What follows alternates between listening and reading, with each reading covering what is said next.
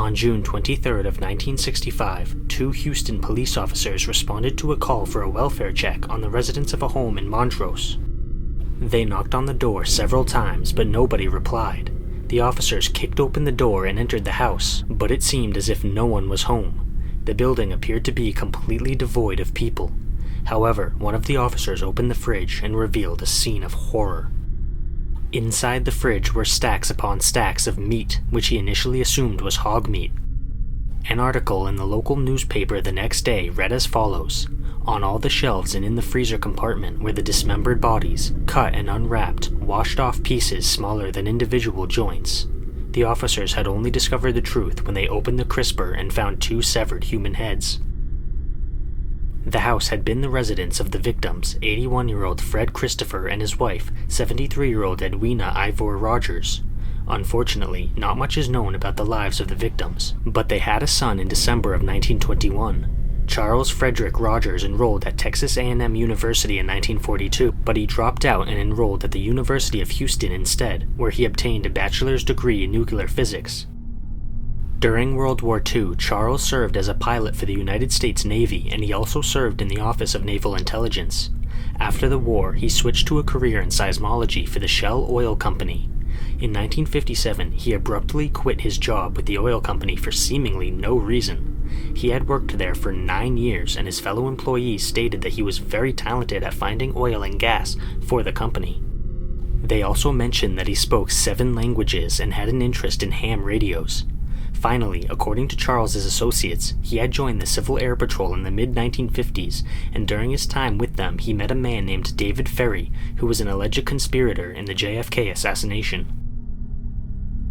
Charles's background was very interesting to the police, and they kept digging for more recent information. By 1965, Charles was unemployed and living with his parents. He was described as reclusive, the type of person who avoided interacting with others unless he absolutely had to. Charles would lock himself in his bedroom and communicate with his parents by slipping handwritten notes under the door. His behavior was so reclusive that the family's neighbors didn't even know that Charles was living in the house. Investigators concluded that Charles was the most likely suspect in the double murder, seeing as his behavior was extremely concerning, and there were traces of blood on his bedroom door. However, the man himself was nowhere to be seen. The police issued a warrant for Charles, and a nationwide manhunt began, but he was never found. It seemed as if Charles had simply fallen off the face of the earth. Medical examiners determined that Fred had been beaten to death with a hammer, then his eyes were gouged out and his genitalia were removed. Edwina had been shot in the head execution style. Then both victims were dragged to the master bathroom and dismembered. According to the article I mentioned previously, whoever did this apparently took their time and knew what they were doing.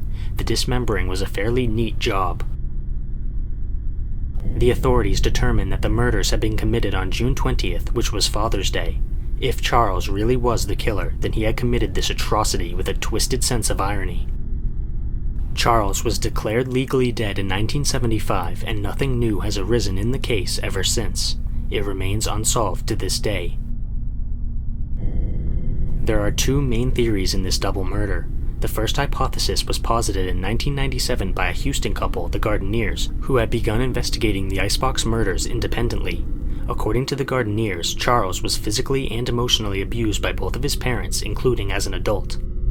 What's more is that Charles owned the house that his parents lived in, and Edwina had apparently taken out loans on the house, which he then pocketed. The Gardeniers also alleged that his parents were forging his signature on property deeds. They posited that Charles murdered his parents to stop them from taking advantage of him, and then he escaped to Central America. The second hypothesis appeals more to conspiracy theorists. According to some people, Charles was actually a CIA agent who allegedly impersonated Lee Harvey Oswald and participated in the assassination of John F. Kennedy. According to this conspiracy theory, Edwina was tracking her son's phone calls, and Charles had to dispose of her. After the murders, he fled to Guatemala. Although this hypothesis is crazy, the Gardeniers were able to determine that Charles did interact with CIA contract workers during his career as a seismologist. The bit about him being an operative himself was a big leap, though. Regardless, the Icebox Murders remain unsolved, and it seems very likely that Charles was behind them, but we may never know for certain.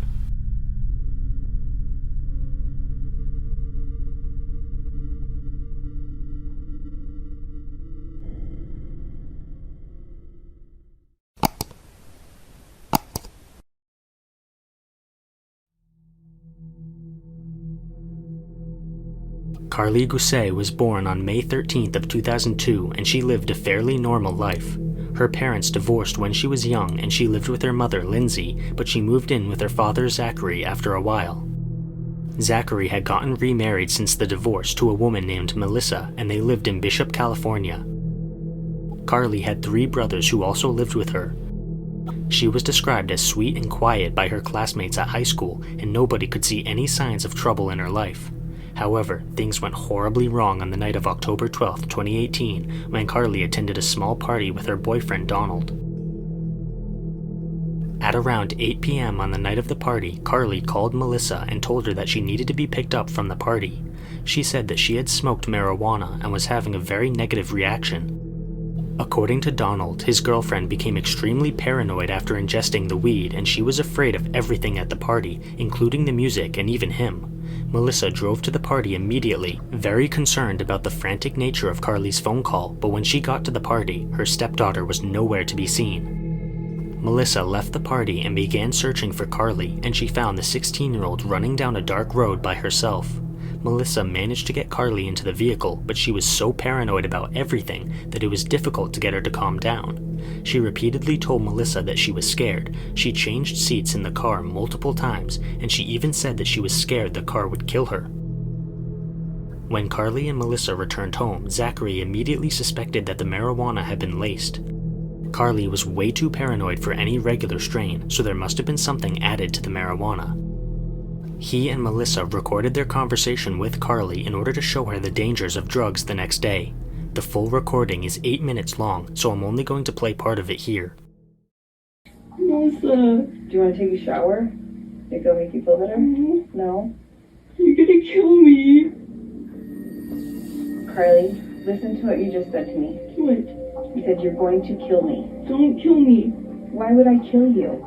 That's preposterous. It's ridiculous. I'm eating the devil's lettuce. You're eating lettuce that I just freshly chopped that I bought from the grocery store. I don't know why. I'm just why you would think it's the devil's lettuce? Because I'm just thinking all these demonic stuff and I can't help it. You're okay. You wouldn't call them? Why are you looking at me like that? Well, you just said you wouldn't. Would you call them? 911? If for what reason? If there was an emergency? If there was an emergency, yes, I would always call 911. Yeah. Melissa initially told the media that she checked on Karlie at 5:45 a.m. and when she returned at 7:15 a.m., the girl was gone. However, she later changed this account, saying that she spent the whole night in Karlie's room and when she woke up at 7 a.m., her stepdaughter was gone. When they realized that Karlie was missing, Zachary and Melissa immediately began searching the neighborhood, but they couldn't find her anywhere. Zachary called Lindsay, his ex-wife, to tell her what had happened, and then he filed a missing persons report with the Mono County Sheriff's Office. Investigators arrived on scene and a search effort began. They found 3 witnesses who had allegedly seen Karlie that morning, which was a very promising start. The first witness was a neighbor who had seen Karlie walking down the road with a piece of paper in her hand, and she was looking up at the sky. Another witness saw her walking toward Highway 6 and also reported seeing a piece of paper in her hand. The last witness had seen her standing near some bushes along the highway. Sniffer dogs lost Karlie's scent at the bushes where the last witness had seen her. The trail went cold afterwards. There are 3 main theories on what happened to Karlie Guse. The first is the simplest and in my opinion also the most likely. It's probable that Karlie wandered into the Californian desert where she perished as a result of exposure to the elements. After all, the desert is extremely hot during the day and cold at night, and Karlie wasn't carrying any food, water, or a means of creating shelter at the time of her disappearance. The second theory is that an opportunistic kidnapper picked Karlie up as she walked down the road. However, this hypothesis has no evidence behind it, and it also seems highly unlikely that no witnesses would have seen or heard Karlie being kidnapped. She was in a highly paranoid and terrified state of mind, which means that anyone who attempted to pick her up on the road would have likely triggered a strong fight-or-flight response from Karlie. The last theory is that Melissa and Zachary were responsible for Karlie's disappearance. This hypothesis posits that Karlie perished from an overdose and her parents covered up the accident by disposing of her body. This is actually the theory that Lindsay subscribes to, and one of the reasons people like her believe this is because Melissa's story had changed. She had originally stated that she checked on Karlie periodically throughout the night, but later said that she slept in Karlie's room. However, both Melissa and Zachary passed polygraph exams, and there was no substantial evidence to indicate their involvement. To this day, Karlie Guse's disappearance remains a chilling mystery, and we will hopefully get some answers eventually.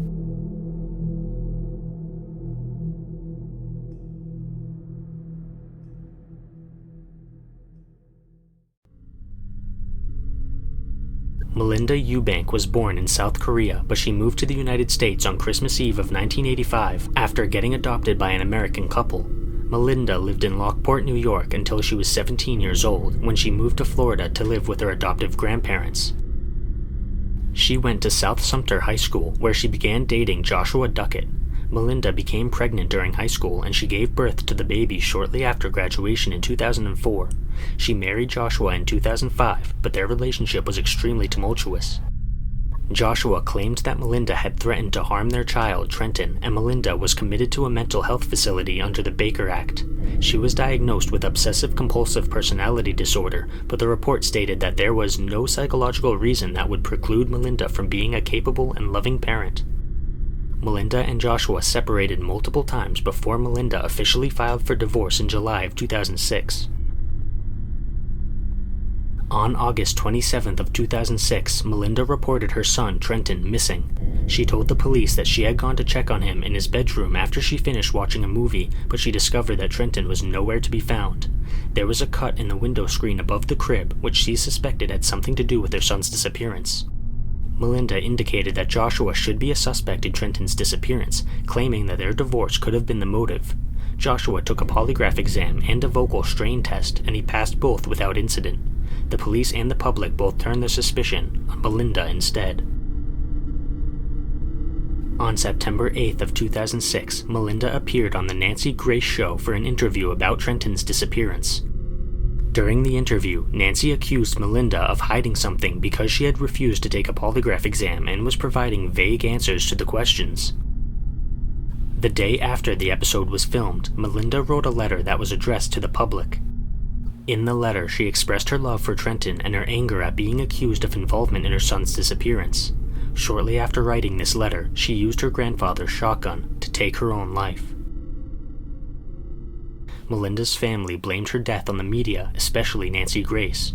They filed a wrongful death lawsuit against her on the basis that Nancy's interview had caused undue emotional distress to Melinda. When Nancy was asked about Melinda's death, she stated that, if anything, I would suggest that guilt made her take her own life. To suggest that a 15 or 20-minute interview can cause someone to take their own life is focusing on the wrong thing. On November 8th of 2010, just a month before the trial was set to begin, Nancy reached a settlement out of court for a $200,000 trust fund that was dedicated to finding Trenton.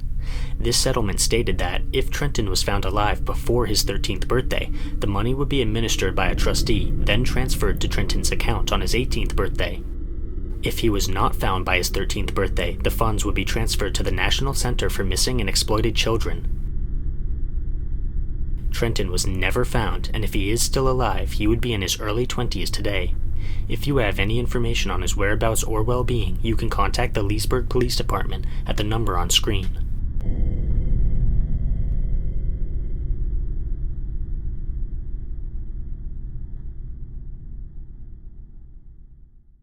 Click the Join button to become a member today. Channel members receive exclusive content as well as early access to all my content.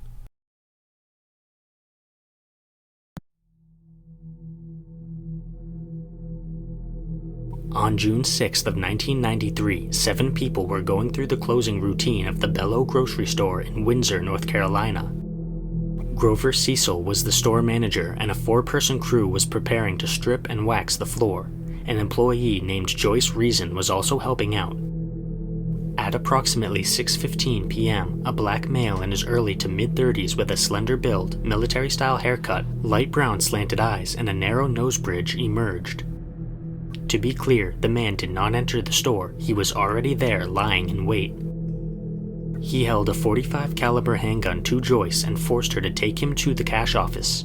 Once there, he ordered Grover to hand over all the cash, which added up to $3,000. After this, he forced the pair to the back of the store. On their way to the back, the perpetrator included the 4-person crew. They briefly stopped in the pet supplies aisle, where the perpetrator gathered up a few leashes. He then instructed everyone to bind each other with the leashes, then get into 3 stacks with one person on top of the other. The perpetrator then said the chilling phrase, "I hope God forgives me for what I'm about to do." He then fired several bullets into each stack, but 2 of the victims were unharmed. They were brothers Thomas and Jasper Hardy, and the perpetrator retreated into a nearby meat-cutting room where he retrieved a knife. It's unclear whether the perpetrator had run out of ammo or if his gun had jammed, but either way he brandished the knife at Thomas and Jasper, asking if they were going to identify him to the police. Thomas said no, but the perpetrator did not believe him. He flew into a rage and attacked the brothers, slashing Thomas's throat and then stabbing him in the back so hard that the blade of the knife broke off the handle. He then turned to Jasper and asked the same question, and Jasper said, "No man, I don't know you." The killer then replied, "Okay, big man, I'll let you live." He collected his gun, the knife, and the money, then left the store. Another member of the cleaning crew, Tony Welch, managed to free himself from the stack of bodies. Despite being gravely injured, Tony called the police. Officers arrived to find 3 people dead and 2 severely wounded. Thomas and Tony were airlifted to a hospital where they eventually recovered. The police wanted to check the store's CCTV footage, but the system turned out to be broken at the time. Detectives found blood at the crime scene that did not belong to any of the victims, as well as a strip of duct tape with bloody fingerprints. Residents of the surrounding area reported seeing a white sedan with Maryland license plates speeding out of town on the night in question, but the investigation failed to uncover any information about the vehicle or its owner. The blood and fingerprints also failed to reveal any further information.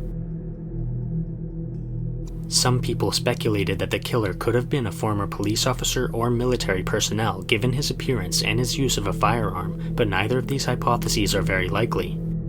If the perpetrator had been in the police force or the military, his fingerprints would have been in the system and would have matched with the killer. The town contacted a satellite company in the hopes that there was a satellite over Windsor during the murders, but this effort also failed. To this day, the Below grocery store murders remain unsolved. If you have any information on the case, you can contact the Windsor Police Department at the number on screen.